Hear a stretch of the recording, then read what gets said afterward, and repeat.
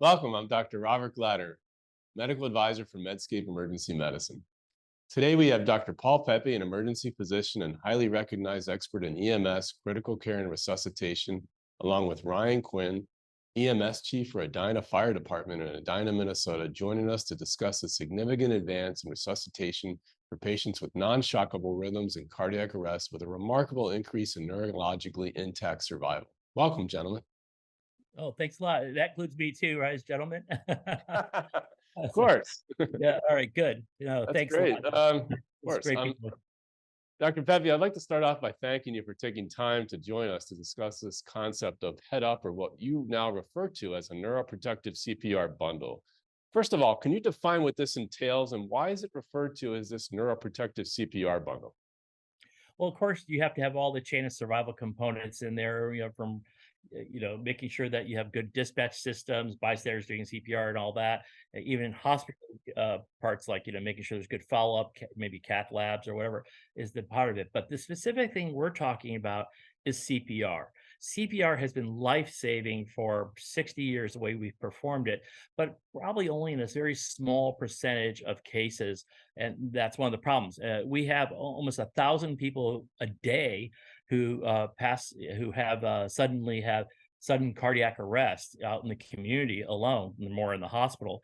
And it turns out that we know that like early defibrillation and early CPR can contribute, but it's still a small percentage of those.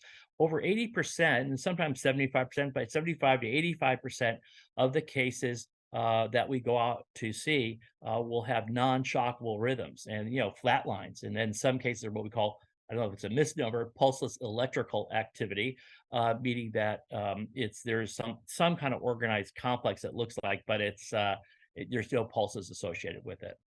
And so that's why it's a problem, because one, they don't come back. So part of the reason why, and you can interrupt me anytime, but part of the reason why we see poor outcomes is not just that these cases tend to be people who were in ventricular fibrillation and then just went on over time and were not witnessed or not resuscitated or had a long response time, and then they basically either go into flatline or auto convert into these sort of bizarre rhythms. So that's one of the problems. But the other issue is actually, quite frankly, the way we perform CPR.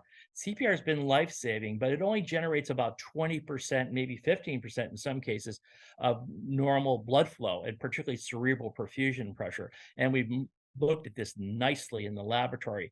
And so one of the reasons is that, for example, if you're doing chest compressions, or sort of the turkey baster thing in a sense we're doing on the chest, we're hoping during the recoil phase to pull blood, down and back into the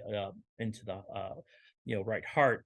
But the problem is that you're not only setting a pressure wave up here to the arterial side, you're also setting back pressure wave on the venous side. So they kind of meet in the head, right?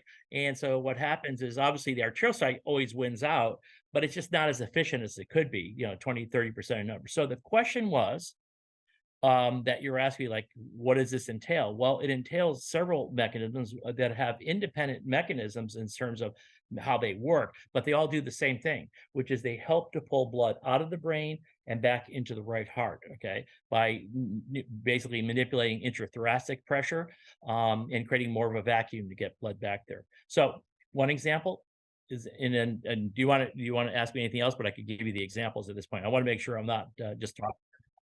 Yeah, sure. I just wanna make sure I wasn't just talking away here. But the cool part is that this one thing you put on the airway, when you and I do like a turkey baster thing and then we release, that's the recoil. It's so important that people do quality CPR, by the way, let alone what we're gonna talk about. But you have to have a good release, and that helps to suck, as we do, suck a little bit of blood and sucks air in. But as soon as the air rushes in, it neutralizes the pressure. There's no more vacuum and nothing else is happening until the next squeeze.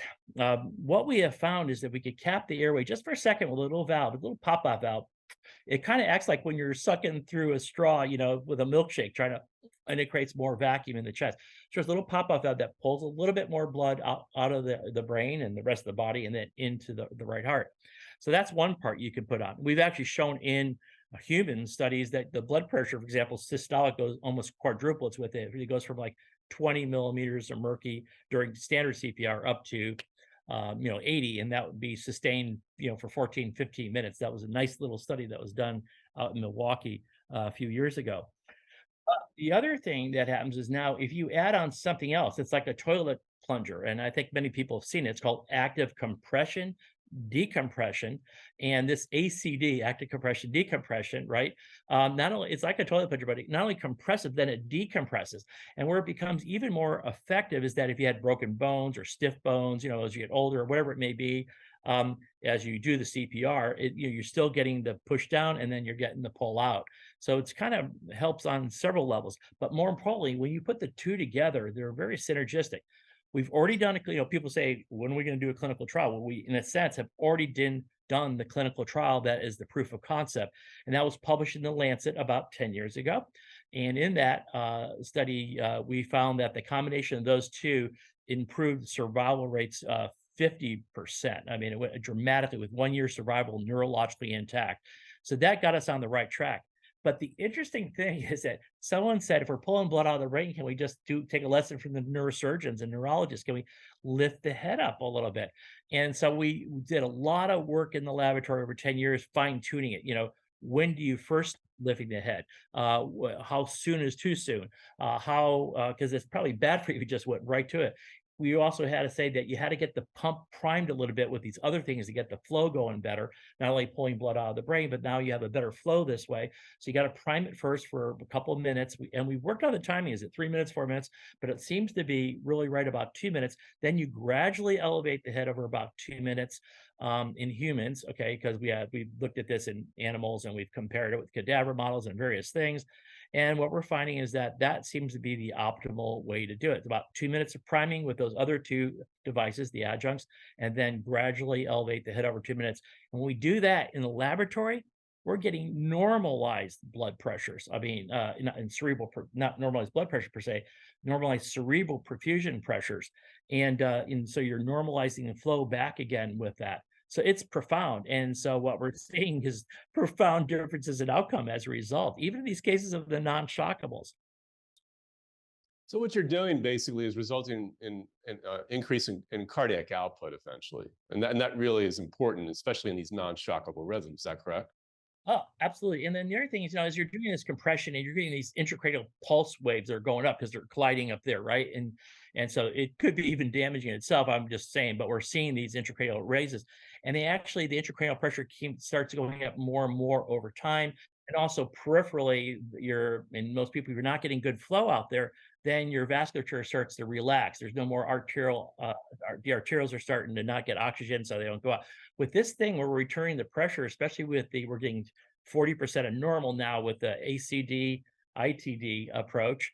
And now you add this in and you're almost normalizing. And I'll tell you what, in humans, we're seeing even in these asystole patients, we're seeing end tidal CO2s, which are generally in the 15 to 20 range with standard CPR, are now been up with the ACD, ITD in the 30, 40% range. We're getting through 30 to 40 end tidal CO2s. Now we're seeing even the end tidal CO2s moving up into the 40s and 50s, even in asystole cases. So we know, there's a surrogate marker telling us that we are generating much better flows, not not only to the rest of the body, but most importantly to the brain. That's important. This is very important to realize. I want to talk about the study that just was published recently in the Annals, but I want to bring Ryan into this. Ryan, you could tell us about the approach in terms of on scene, what you're doing, and how you use the device itself. Maybe you could talk about the backpack that you developed with your fire department.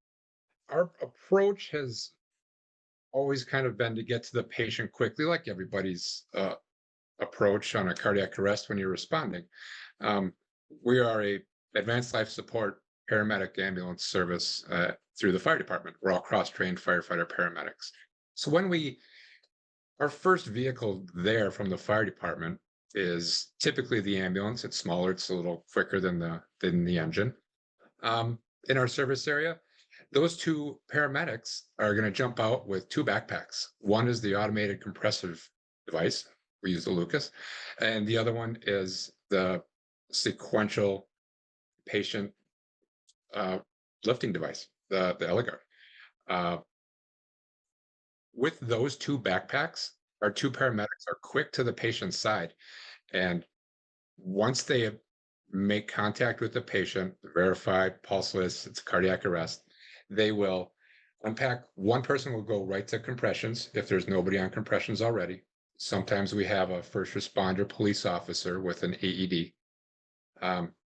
But we go right to the patient's side, concentrate on compressions, and within 90 seconds to 2 minutes, we have our bags unpacked.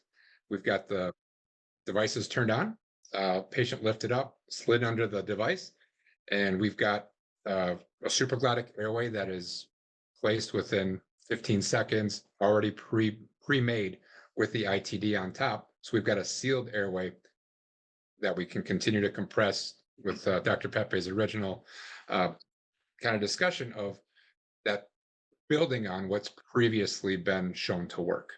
So within the first couple minutes, we're right. Let me make a comment about this. This is so important what Ryan is saying, because it's something we found during the study. It's really a true pit crew approach. You're not only getting these materials, which you think you need a Sherpa for, but you don't. They set it up, and then when they open it up, it's there all laid out just exactly as you need it. It makes it true. So it's not just how fast you get there, it's actually how fast you get this done. And so let me tell you a piece of the data. When we looked at all cases combined against high performance systems that had some of the highest survival rates around, when we compared it to those, we found that overall, even if you looked at the ones that had, over 20-minute responses, these skewed things out there that brought everything down, the odds ratios were still like 3 to 4 times higher. And so it was impressive. But if you looked at it under 15 minutes, which is really reasonable for most systems to get there. By the way, the average time that people start CPR in any system in these studies has been about 8 minutes. Okay. But if you actually start this thing, which takes about 2 minutes more, this new sort of, let's say, bundle of care, with this triad, what you're finding out is that it's almost like 12 to 14 times higher in terms of the odds ratio. I've never seen anything like that where the higher end is over 100. It's like in terms of your confidence intervals.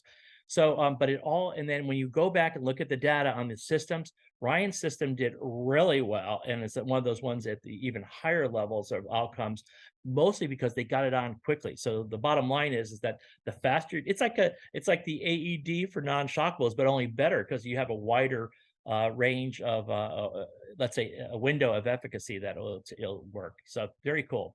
So when the elapsed time was less than 11 minutes, that seemed to be an inflection point in the study. Is that correct? So you saw an 11-fold higher incidence, or I guess in terms of survival, neurologically intact. Is that correct? And we picked that number, by the way, because that was the median time to get it on board. So half the people were getting it within that period of time. And that's part of the reason, and it was 10 or whatever. But the fact that you have a larger window, we're talking about now, 13, almost 14-fold improvements in outcome if it was under 15 minutes. Okay. So another, still maintaining its thing. But the answer here is it doesn't matter about the 11 or the 12 or what, it's like the faster you get it on board, the better off you are. Okay. So what's the next step in the process of doing trials and having implementation on a larger scale based on your animal study? Where do you go from here? So generally, I mean, I'm Mr. Randomized clinical trial. I did the first ones in EMS, and I don't mean that to be in a modest way. I'm just saying I was pushing it with the FDA in the 90s, and I helped start up this thing called the Rock and all that.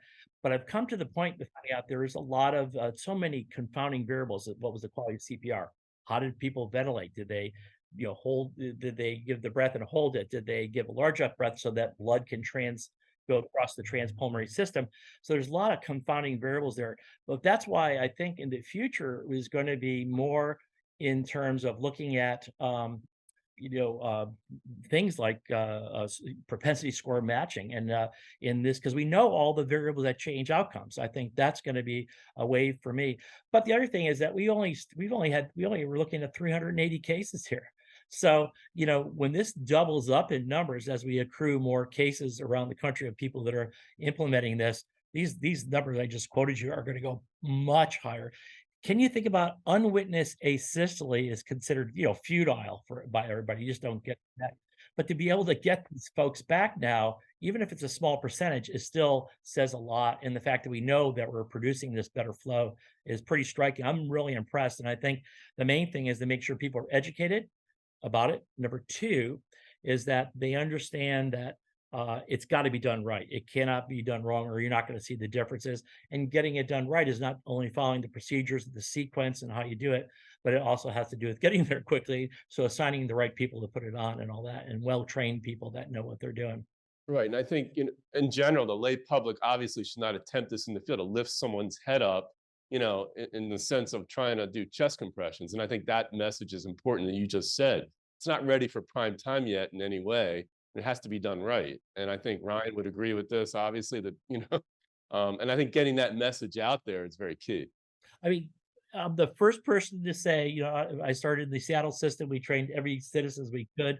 It was like it's like bystanders have to learn CPR, and they will buy us time, and we'll have better outcomes when they do that. But when they do that, that's number one. And then number two is that I think that as more and more systems adopt this, you're going to see more people coming back. I mean, if you think about what we're doing now, if we only get back 5% of these non-shockables versus less than 1%, it's 5% of 800 people a day, because 1,000 people a day die, 80%, 800, and you talk about 5% of them, you're talking about 40, several dozens of lives can be saved on a daily basis, coming back neurologically intact. And that's the key thing. Absolutely. Ryan, would you want to comment about your experience in the field, and is there anything in terms of your approach currently that you think would be ideal to change at this point, or do you see any need for accommodation? So right now we're always kind of we've established that this is the approach that we want to take, and we're just fine tuning to be more efficient. So using the choreography of which person is going to do which role. So when we're talking about how to pick crew CPR, that first person there is going to do this. So clearly defined roles, clearly defined command of the scene. So we're not missing anything. So that part with training, with anything else, is extremely important. Got it. And Paul, I want to ask you about, your anecdotal experience, and obviously with Ryan too. People waking up quickly and talking after elevating their head and going through this series of this whole process.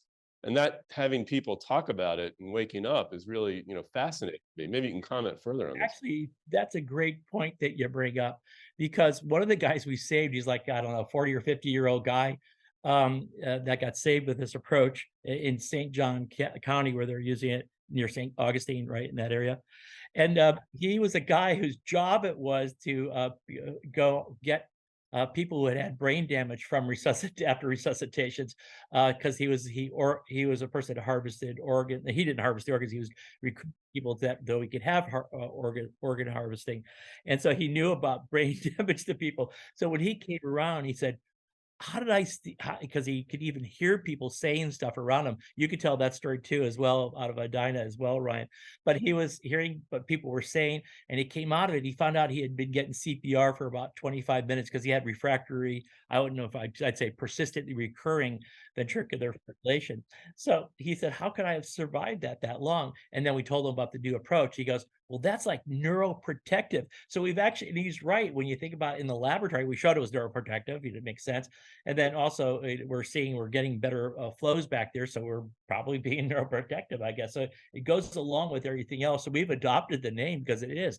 And remember, I told you, I think in previous meetings that we had the same levels of almost the same level of these were really high powered systems we were compared against, and we had the same level of return of spontaneous circulation. Almost they were kind of matched, but the major difference was when you started talking about the neural intact survival. And we're seeing, we don't have enough numbers yet, but I'm going to next go around, we're going to look at CPC1 versus CPC2, which are both considered intact, but CPC1 is actually better. We're seeing much more of those, in my opinion, anecdotally. So, but in one thing else I wanted to mention is that people do bring up this thing, well, let's do a trial. Well, as far as we're concerned, the trial's been done in terms of the Lancet study in 10 years ago that showed that the active compression decompression had tremendously better outcomes.